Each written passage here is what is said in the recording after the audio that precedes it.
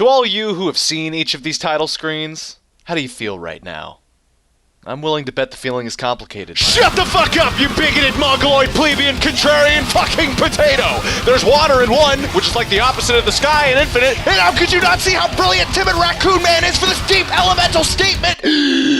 That's what I thought. By the way, all the Bioshocks are perfect, because when I was 14, I played through all of them in 2 hours by reading every positive Metacritic comment, and Big Daddy Protect, but he also protect, again, look at my Big Daddy plushie! Alright, look, the plushie is cute, but my fourth favorite game is Legend of Ocarina! Alright, cut it out. No one said this doesn't come from a place of love. I love Bioshock. I love that no other franchise could quite nail the specific grandiose presentation the series was going for. I love that the environments for the games define the level design and the game flow. These games feel like their setting. Bioshock as a franchise is dripping with ooey gooey utopian potential. However, it's hard to ignore that the first game was every publisher's nightmare, self-contained. Before I get too far, some context. Bioshock games are first-person shooters with immersive sim elements akin to Deus Ex and System Shock. This means you shoot pew-pew guns, but you can pry the great-greats for knickknacks. Alongside your arsenal of conventional weapons, you get a supersized dose of hormones that make your hand shoot contextual silly juice. Usually you have some companions along the way muttering shit in your ear like, I'm a good guy, keep walking forward, or I'm evil and super angry, stop walking forward. The architecture, the dialogue, the world-building audio logs. All the fucking audio logs! It all meshed so seamlessly together and was presented in such a dense package that it made the series stand out and feel more immersive than its peers. There was no stone left unturned here. Bioshock's worlds are fully realized. The series did all this without being an open-world slog full of pointless side quests and map markers like the pig fuckers at Ubisoft left shitting out every 2 months. We've created a video game with a really big map, and also NPCs have daily schedules, and there's loot and crafting and a battle pass, and we scientifically fucking engineered a way for the skybox to shift gradients every 10 minutes so that the art assets look shitty under 2 lighting conditions instead of 1! Now let's all get in our time machine and take a trip back to 2007, where Ken Levine gave birth to Rapture. This is where our story begins. Like any new great IP, the industry stuck its claws in and said, more! And I'm pretty sure Ken Levine was confused and said, but that was it. 2K didn't appreciate that, so they loaded up Tinder and silently swiped right on his cousin from the West Coast and proceeded to guilt the shit out of him for not wanting to enjoy the fucking hobbies they initially bonded over. Instead of Levine's insistence on chilling the fuck out for a second while he reevaluates his life, West Coast cousin swipe then got baited into an emotional affair which got them thinking about how they could show their crush they mean business, and next thing you know, there's a 78-person gangbang on top of nothing but Xeroxes containing the phrase Big Daddy More Money Make. With the first game, you can clearly make out the beginning, middle, and indisputable end. It begins and ends with Andrew Ryan alongside another kindly fellow. The game was over and you were left thinking about all the little sisters you either swallowed or gave head pats to, but if you didn't give them head pats 100% of the time, I don't want to know you. The game speaks about moral dilemmas, influence, libertarianism, utopias. It's a well-crafted game. It's fucking rad. The gameplay might be as stiff as an overloved sock at times, and the hacking could only be considered some weird table decoration from Great Gatsby that even Timmy from South Park would be bored trying to cheese, but god damn it if it wasn't full of heart and explosions and character and atmosphere. It doesn't hurt that there's a steel bolt crossbow that delivers tantric, sensual, orgasmic, fucking brutal headshots. Making a sequel to this game was always going to be clunky because the entire story of Rapture was already told. I remember because this game popularized useless lore scattered throughout voice recordings that were perched in contextually perfect spots. Like whoever recording it was a fucking psychic wizard whose mental prowess only serves knowing exactly when a sweaty gamer hasn't heard voice acting for 3 minutes and needs to know why this crazy drugged out psycho. Quality of life and overbearing audio log issues aside, Bioshock reinvented what sequential level linear game design could be. You had some decisions to make along the way, but this was a curated experience with 2 endings. How do you continue a story that's over? Well, you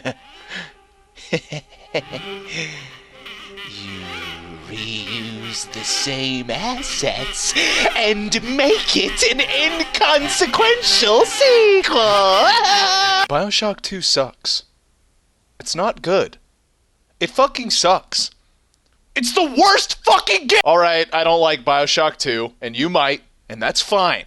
I don't care at all about your opinions, and if you're just watching this since you're just trying to fall asleep or your soul has left your body, then congratulations. You shouldn't care either. What I do care about is the amount of time I've sunk into this game because I've felt obligated to since it's part of the franchise with the word Bioshock on it. Nothing about Bioshock 2 feels heartfelt. It's a by-the-numbers retread of the first game's environments with slightly improved combat mechanics and simplified gimmicks. Story? What you get here is Sophia Lamb, who's about the most boring, sleepy time energy main villain in the entire series, and you don't even get to, spoiler warning, okay, bash her fucking head in with a golf club. She's so low energy that she relies on menace and creepiness to get her message across. Andrew Ryan built a city underwater. Sophia Lamb just sleeps in it. She's completely indistinguishable from a single level antagonist from the first game, or smaller antagonists from the fucking game she's in. She might as well be a fucking splicer, she's so inconsequential to Rapture. Makes you want to just bash her fucking head in with a golf club. 10 out of 10 game. Video games as an art form. So you're a big daddy this time and you get a drill. You protect all the little sisters through bad, boring horde waves so that Sophia can radio you to tell you to go catch a cold, stop foiling my fucking plans. You tell her, no. Keep protecting the little sisters and fight the world's most annoying enemies, the big sisters, which amount to spooky, scary skeletons in a dive suit with the gravity multiplier turned all the way up like a bad Halo 3 custom game. You do that about 10 or 300 times, I forget. Abuse the trap rivets and then fight the Xbox 360 interpretation of the Mario 128 demo, but big daddies. Story's over, go home, no one cares because the actual fucking story of Rapture already happened. Bioshock Infinite said, fuck all this water shit. I want to go up. Up they went until they were super racist and back in time. Call it a prequel, but I prefer to call it better than Bioshock 2. I guess it's also a prequel to the sequel. Steam is the name of the game. This city's fucking floating in the air. I don't want to throw this baseball, sir! When Bioshock Infinite was ramping up to release, hype for the game was undeniable. The trailer was wonderful and people were falling in love with the imagination, aesthetic, and potential that Columbia would offer. Like Rapture in its first incarnation, Columbia looked like a whimsically twisted environment to get lost in. Taking it all in, it's hard to call it an asset flip. One word comes to mind. Crafted. Yahtzee Croshaw once coined the term spunk gargle wee wee to describe video games that function as connected shooting galleries with large set pieces and 2 weapon slots. And while this may or may not describe Bioshock Infinite as a whole, it places the game in a time when these elements of a first-person shooter were checkbox requirements so that future vaping burnouts addicted to Call of Duty might at least put it on mom's separate Christmas list. On top of the shooting galleries and 2 weapon slots, the game adds alternate dimensions, sky rails, steam-powered giraffe, and tons of spicy, almost too on-the-nose racism. Step right up, try marginalizing figures. Cures all that ails you, including workers' rights and people of color. You're a guy trying to steal a woman, and a steampunk bird working for a cult leader is trying to rip your head off. You do get 2 weapon slots with all of your silly juice powers. This may sound like a downgrade when the original 2 games let you carry around an Acme crate full of shit that blow up the Roadrunner at all times, but start flying around on some sky rails, and all of a sudden the game feels like a chaotic, frantic ballet akin to Doom Eternal. The combat is visceral, the story is a philosopher's oceanic wet dream, and the island in the sky is pretty breathtaking. Ah, not Bioshock 2. If Bioshock 2 proved that standing on gameplay alone wasn't what got gamers rock hard about the first game, then it makes sense why Bioshock Infinite works at all. Flaws and all, it's artistic expression. Instead of plunking down the credit card and firing up the Microsoft Office suite to manage employees' deliverables and deadlines, make pretty upward arrow money graphs for the bigwigs, or suck Satan's massive, thorny, sweating, pulsing, angular, pentagonal, sinful, bloody penis. How'd this get in here? You can spot the moments of the craft. You can feel where artists and programmers designed and built something from the ground up. Nobody wanted this game to be better than Ken Levine and the people that worked on it. Regardless of whether or not you think it works, the game is inspired. Elements of the game are downright creative, and the sandbox during combat is pretty exhilarating. And honestly, it's fucking fun. Here's a list of reasons why Bioshock Infinite isn't a flaming piece of garbage regardless of your wrong opinion. Number 1, it's pretty. I want to take this game to prom. I want to feed this game chocolate-covered strawberries. I want to bend this game over and fuck. Number 2, it's fun. I want to ride this game like a cowboy. I want to drive this game like a fast race car. Vroom. I want to bend this game over and fuck. Number 3, it's meaningful. I want to give this game a hug. I want to write this game a poem.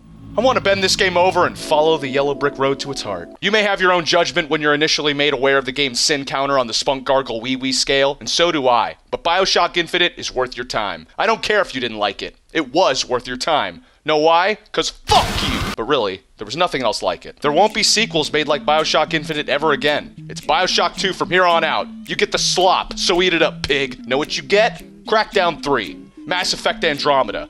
Pure vomit coming out of an asshole.